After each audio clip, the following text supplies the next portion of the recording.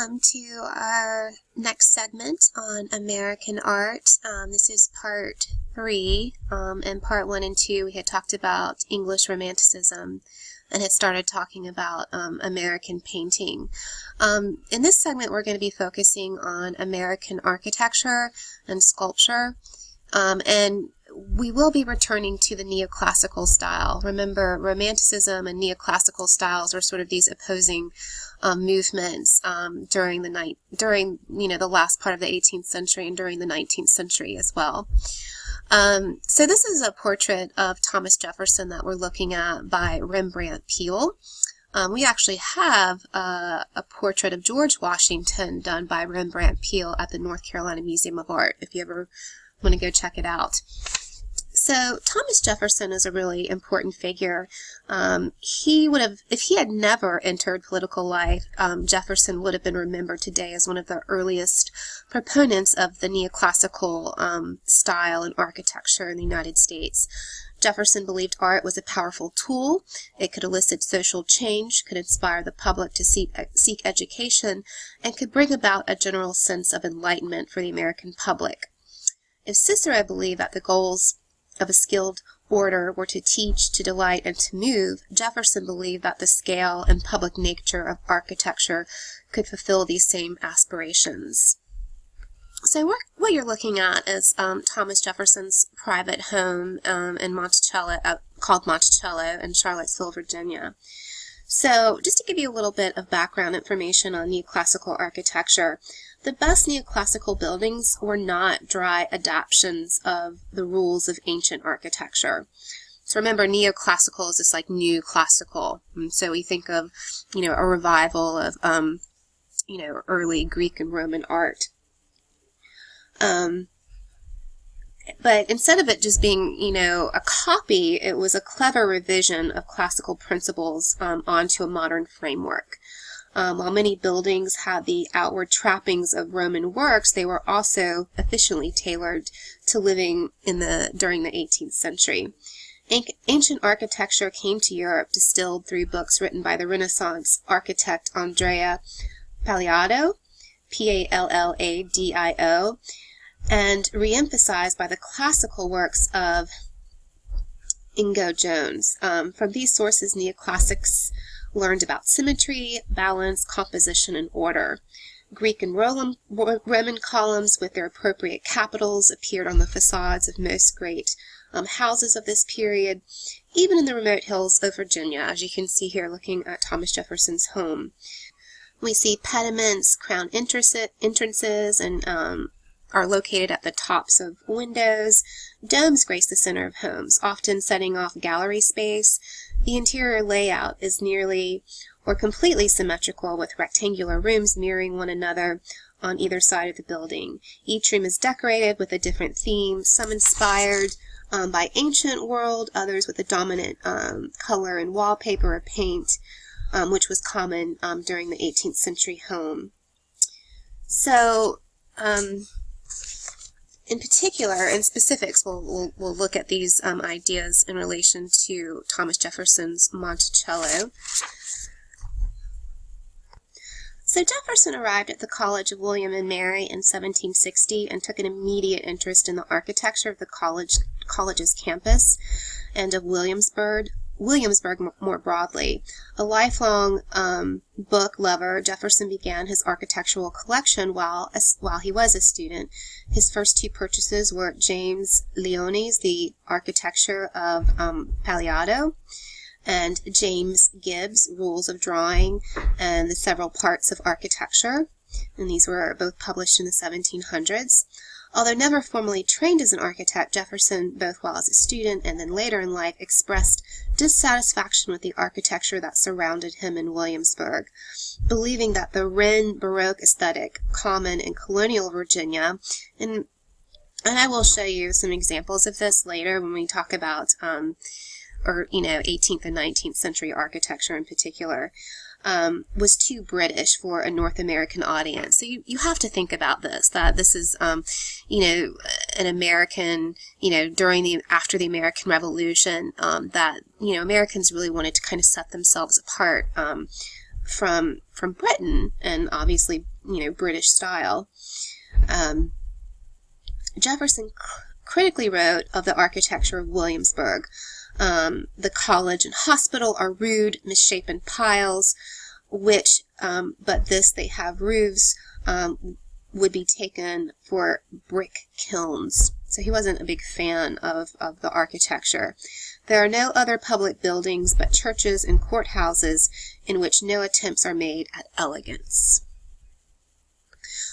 Just to give you a comparison, this is an example of Christopher Wren's St. Paul's in London, and this is English Baroque. We didn't really talk about English Baroque in terms of architecture. We mostly talked about French and Italian, and basically English Baroque was very eclectic in that it borrowed from both Italian and French Baroque elements in architecture.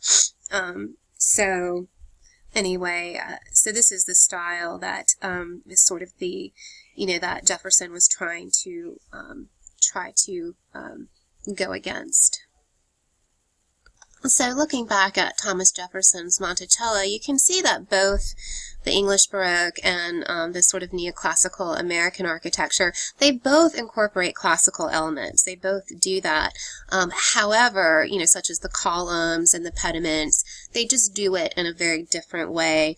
Again, with English Baroque, it was a combination of French and Italian Baroque. Remember, Italian was very dramatic. You had arches and sort of movement in the facades. French Baroque was it had movement, but a little bit more restrained. And so with American neoclassicism, they're sort of, restraining it even more and really trying to allude to these principles of symmetry and balance. And so it's not as dramatic as some of the Baroque architecture that you looked at earlier. Here's another view of Monticello. So Jefferson really wanted this idea of elegance. So when he began to design his own home, he turned not to the architecture that was in vogue around the Williamsburg area, but instead to the classically inspired architecture of Antonio Pagliado and James Gibb. This is an example of Pagliado's work. This is the Villa Rotundo. This was located in Venice, and wealthy Venetians often owned vacation homes on the mainland of Venice. So they were very much attracted to this idea of farmlands, and sometimes there were farms attached to these structures. And so when you look at this, Pagliado was really intertwining these classical ideas of symmetry, horizontal and vertical balance. So you also see there's also a dome here. This isn't a good view, but I'll show you a better one. And you have this idea of a circle within a square. So he's creating this sort of rotunda space inside. When you walk in, it's this round dome space. The Villa Rotundo also had 4 porches on every side. And this was so that there were 4 different views and 4 different views of pleasure in terms of looking at the Venetian countryside. So anyway, just to kind of give you this idea. And so Pagliado's Villa Rotunda has a real huge legacy. Just about any college you go to on campus has some sort of rotunda space. If you go to Meredith College, Johnson Building is a classic example of this. Obviously, I think you can see how Thomas Jefferson's Monticello is very much inspired. And I'm not sure why the College Board does not have Pagliado's work. But anyway, here's a little brief introduction to him and his legacy. Rather than placing his plantation house along the bank of a river, which was the norm of Virginia's landed gentry during the 18th century, Jefferson decided instead to place his home, which he named Monticello, Italian for Little Mountain, atop a solitary hill just outside of Charlottesville, Virginia. So when we look at the facade of Jefferson's Monticello, we really see this idea of French neoclassicism for an American audience. Construction began in 1768 when the hilltop was first cleared and leveled, and Jefferson moved into the completed South Pavilion 2 years later. The early phase of Monticello's construction was largely completed by 1771. Jefferson left both Monticello and the United States in 1784 when he accepted an appointment as American minister to France. Over the next 5 years, that is until September 1789, when Jefferson returned to the United States to serve as a Secretary of State under the newly elected President Washington, Jefferson had the opportunity to visit classical and neoclassical architecture in France. Politics largely consumed Jefferson from his return to the United States until the last day of 1793, when he formally resigned from Washington's cabinet. From this year until 1809, Jefferson diligently redesigned and rebuilt his home, creating in time one of the most recognized private homes in the history of the United States. In it, Jefferson fully integrated the ideas of French neoclassical architecture for an American audience. In this late construction period, Jefferson fundamentally changed the proportions of Monticello. If the early construction gave the impression of a Palladian two-story pavilion, Jefferson's later remodel, based in part on the Hotel des Sommes, and I'll show you an example of that in a little bit, in Paris, gives the impression of a symmetrical single-story brick home under an austere Doric entablature. So let me grab a picture of that. So here's an example of the Hotel des Sommes, built between 1782 and 87, which is an example of this French neoclassical style. And I really think you can see that Monticello is definitely an American cousin to this building.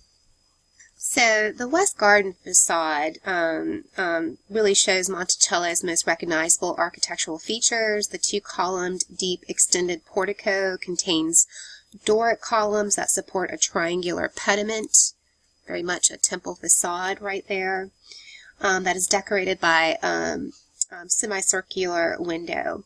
Although the short octagonal drum and shallow dome provided Monticello a sense of verticality, the wooden balustrade, B-A-L-U-S-T-R-A-D,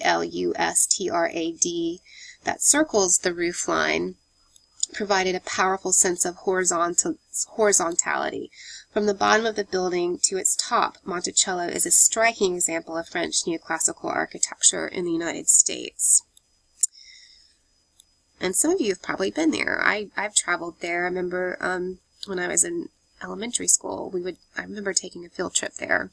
It was really beautiful. This is another example of a building. This is Thomas Jefferson, the Rotunda at the University of Virginia in Charlotte. And so you can see that his time abroad in France had enormous effect on Jefferson's architectural designs. You can see this sort of French neoclassical style in the Virginia state capitol. And then, you can definitely see it here at the University of Virginia in terms of that style. So Jefferson really changed, he changed political parties and was a Democrat-Republican by the time he was elected president.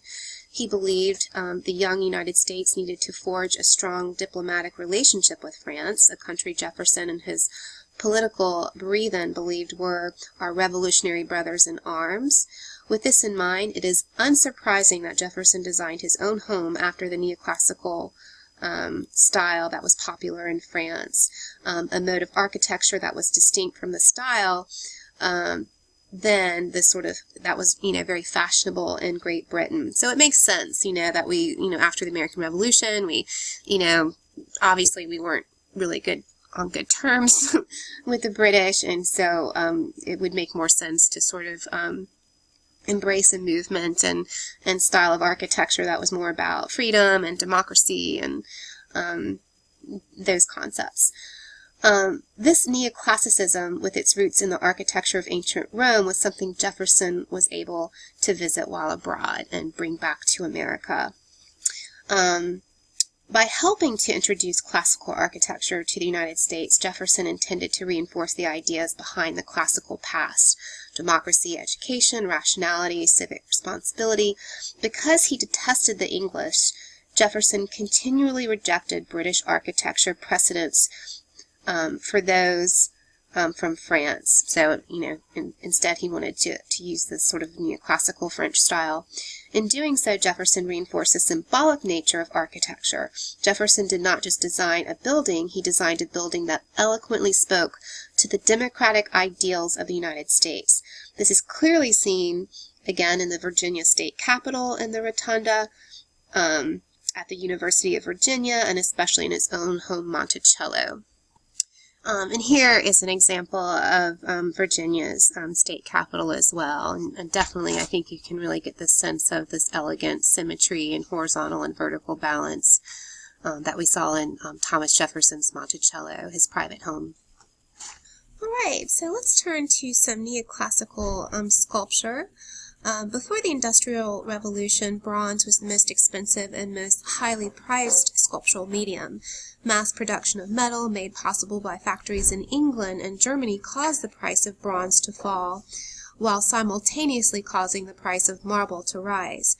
Stonework relied on manual labor, a cost that was now going up. However, because it was felt that the ancients preferred marble, it was still seemed more authentic, possessing an authoritative appeal. It was also assumed that the ancients preferred an unpainted sculpture because the majority of marbles that have come down to us have lost their color. So this is sort of where this idea of classical sculpture, in our minds is this sort of, natural marble, and this sort of idea of it not being painted. But I do want you to remember that with Greek and Roman art, they often did paint their figures, in these sort of garish colors. But because we have found these sculptures without, a lot of the encaustic paint has worn off, we kind of envision this as being, classical, the natural stone. The recovery of artifacts from Pompeii increasingly inspired sculptors to work in the classical medium. This reached a fevered pitch with the importation of the Pantheon sculptures. This includes the Elgin marbles to London, where they were eventually purchased by the state and ensconced in the neoclassical British Museum. Sculptors like Houdon saw the neoclassical style as a continuance of the ancient tradition. So this is an example, and we actually studied this. This is from the pediment of the Parthenon. So this is what these neoclassical sculptors in America were looking at the time. One difference that we will see is that while sculpture, this neoclassical style of sculpture, was affected by this notion of classicism, it was also very mindful of the realistic likeness of the sitter. Again, this can also maybe be attributed to Roman Republic sculpture. I'll bring up an image of that in just a little bit. Sculptors moved away from figures wrapped in ancient robes to more realistic figural poses and contemporary drapery. Classical illusions were secondary influences. Still, neoclassical sculpture was carved from white marble with no paint added, the way it was felt the ancients worked, which we know they did actually paint their work, but at the time we didn't, at the time they were discovered, they didn't realize that so much. Here's an example of some of the early Roman Republican sculpture that we looked at. Remember, they, and they probably even pronounced it more, but they saw wrinkles and the sort of realistic depiction of the sitter as a sign of wisdom, and sometimes they would even make the wrinkles more pronounced. But definitely it represented a sort of historical specificity and likeness of the sitter, which I think is classical. So, after the successful conclusion of the American Revolutionary War, many state governments turned to public art to commemorate this momentous occasion. Given his critical role both in Virginia and the colonial cause, it is unsurprising that the Virginia General Assembly desired a statue of George Washington for display in its public space. And so, in 1784, the governor of Virginia, Benjamin Harrison V, asked Thomas Jefferson, a Virginian, who was then in Paris as the American minister to France, to select an appropriate artist to sculpt George Washington, seeking a European sculptor, and for Jefferson, who really admired French culture and obviously sympathy, was very sympathetic toward France, because both American and the French Revolution, we shared that in common, was something that was really clear. And preferably, he did probably want to have a French sculptor. So it was a logical decision, given that there was a lack of artistic talent then available in the United States. So that's something else we have to think about too, that, this is, during the colonization of the Americas, even though we do start to see these movements form in America and art will become very sophisticated, there still wasn't this huge amount of really skilled artisans, so they did have to kind of go back to Europe. So, it is sort of a conundrum that it's this, American figure, but it's also made by a foreigner, but a French foreigner, who we did consider allies at that point. Jefferson knew just the artist to ask. His name was Jean-Antoine Houdon. He trained at the Académie Royale of Sculpture, and he won a prestigious award in Rome in 1761 related to sculpture when he was only 20 years of age. Houdon was, by the middle of the 1780s, probably one of the most famous and accomplished neoclassical sculptors at work in France. Jefferson commissioned Houdon to complete a monumental statue of Washington.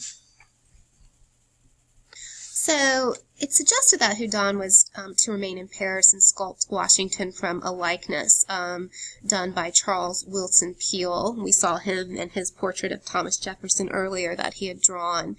Dissatisfied and uncomfortable with carving in 3 dimensions what Peale had rendered in 2, Houdon made plans to visit Washington in person.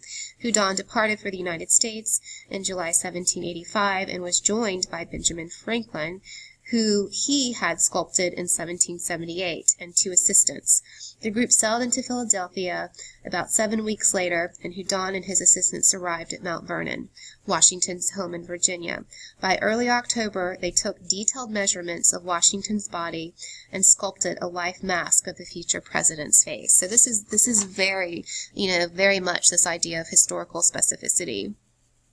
Here's another view.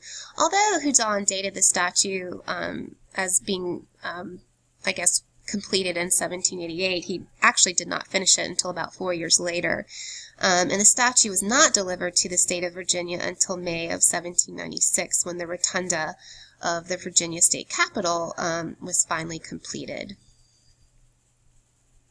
So here's a detail and a close-up of this idea of the contemporary clothing. Remember, instead of, even though these neoclassical sculptors were very much influenced by classical Greek and Roman sculpture, that they did not dress these figures up in togas.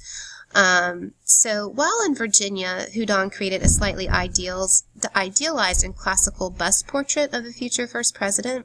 Unfortunately, Washington disliked the classical aesthetic and insisted on being shown wearing contemporary attire rather than the garments of a hero from ancient Greece or Rome. With clear instructions from the sitter to be depicted in contemporary dress, Houdon returned to Paris in December 1785 and set to work on a standing, full-length statue carved from Karachi marble. So let's talk about the statue and some of the stylistic conventions. I'm putting up an image of Polycletus's Doryphorus, which was, the high classical sculpture that was not the first, but one of the first examples of contrapposto. So, Washington stands and looks slightly to his left. His facial expression could be best described as, very fatherly and very serene. He does not wear a toga or other classically inspired outfits. as the neoclassically inclined Houdon would have no doubt preferred. He would have wanted to probably dress him up that way, but instead he's depicted in his military uniform. And his stance really does mimic that of the contrapposto scene in Polycletus's Doryphorus. So I definitely think, again, the College Board could very well have you compare and contrast these two sculptures. Washington's left leg is slightly bent and half a stride forward, while his right leg is weight-bearing. His right arm hangs by his side and rests atop a gentleman's walking stick. His left arm, bent at the elbow, rests atop a fasces. This is what I'm talking about right here. And this was a bundle of 13 rods that were sort of bundled together that symbolized not only the power of the ruler but also the strength found through unity. And so this was a symbol that developed in early Greek and Roman art and culture. The fasces is also supposed to visually represent this concept. I think I'm messing up the Latin pronunciation of a pluribus unum, which means out of many one, which was a congressionally approved motto of the United States from 1782 until 1956. And here again is the idea of what a fasces looks like. Rather than hold the officer's sword as a symbol of military might and authority, it instead hangs on the outside of the fasces over here, just beyond Washington's immediate grasp. This surrendering of military power is further reinforced by the presence of the plow behind Washington. This refers to the story of Cincinnatus, a Roman dictator who resigned his absolute power when his leadership was no longer needed so that he could return to his farm. Like Cincinnatus, Washington resigned his power and returned to his farm to live a peaceful civilian life after his presidency. So when we look at the statue, we see these two different identities, Washington as a soldier, and also this idea of him being a private citizen. The statue is still on view in the rotunda of the Virginia State Capitol. It is a near-perfect representation of the first president of the United States. In it, Houdon captures not only what George Washington actually looked like, but more importantly, who Washington was, both a soldier and a private citizen. So again, that's really important, and this really is really much different than this idea of a dictator or a monarch. That we have these political figures that do have authority and power, but they're also private citizens as well. And so it's interesting to sort of compare and contrast those two different roles. The enormously talented Houdon wisely accepted Washington's advice. Indeed, Washington knew he was better to be subtly compared to Cincinnatus than to be overtly linked to a figure like, say, Julius Caesar, another Roman who, unlike Cincinnatus, did not surrender his power and actually wanted to be the emperor. So this definitely would, this comparison makes more sense. So moving back to the fasces, also this particular one has 13 rods, and this was supposed to symbolize the 13 colonies. And this idea of Washington leaning on this fasces is this idea that he leans on the 13 colonies from which he gets his support. All right, so that's the end of our American segment. We have a little bit more to cover. I do need to add one last segment to this unit. It's English Romanticism, and so we will be returning back to England very briefly and looking at the Houses of Parliament. Okay, so stay tuned. There unfortunately is a part 4. I apologize. As usual, please look at the Khan Academy videos when you can related to each of these subunits.